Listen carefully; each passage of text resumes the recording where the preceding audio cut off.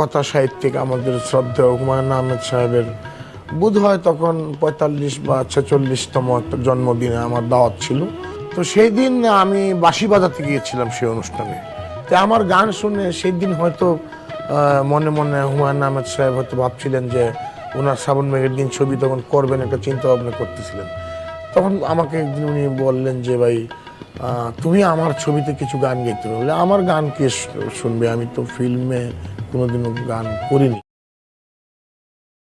প্রথম কথা হচ্ছে আমি তো সঙ্গীত ফ্যামিলির ছেলে, আমার বাড়িতে গান বাজনা ছিল। আমি ছোটবেলা থেকে আমার ভাইয়েরা গান করতেন। আমার নানা উস্তাদ শেখ সাবির, তার একমাত্র মেয়ে ছিলেন আমার মা। সেই হিসাবে সঙ্গীতের ফ্যামিলির ছেলে আমি।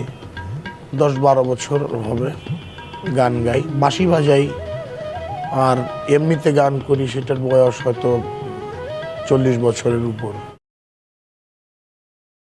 বাঁশি এমন একটি যন্ত্র